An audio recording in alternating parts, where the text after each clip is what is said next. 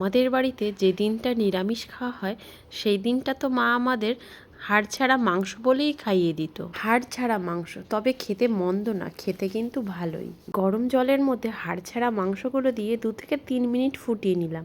তারপরে 1 চামচ জিরে, 4-5টা কাঁচা পাকা লঙ্কা, একটা পেঁয়াজ, কয়েক টুকরো রসুন আর টুকরো আদা দিয়ে একটা পেস্ট বানিয়ে নেব।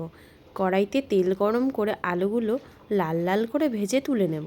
এরকম লাল লাল করে আলু ভেজেই কিন্তু তুলে নিতে হবে। তারপরে হাড় ছাড়া মাংসগুলো ওই তেলেই দিয়ে একটু লাল লাল করে ভেজে নেব।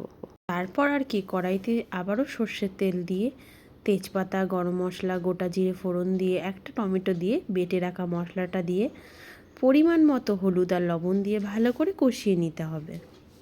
তবে বাড়িতে নিরামিষের দিন কিন্তু দিব্যি মাংস বলে চালিয়ে দেওয়া যাবে। মশলাটা খুব ভালো করে কষিয়ে নিয়ে ভেজে রাখা আলু দিয়ে আর সামান্য পরিমাণ জল দিয়ে 2 থেকে 3 মিনিট আবার ভালো করে কষিয়ে নিতে হবে।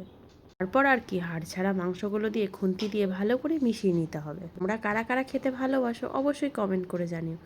পরিমাণ মতো জল দিয়ে টকবক করে ফুটে আসা পর্যন্ত ভালো করে ফুটিয়ে নিতে হবে। সবশেষে 3টে কাঁচা লঙ্কা দিলাম আমি, আর কিছুটা সামান্য পরিমাণ ঘি দিয়ে দিলাম। এতে এর টেস্টটা আরও বেশি বেড়ে যাবে। কাঁচা লঙ্কা দিয়ে রান্না করেছে, কিন্তু রান্নায় কালারে কিন্তু কোনো কম্প্রোমাইজ হয়নি।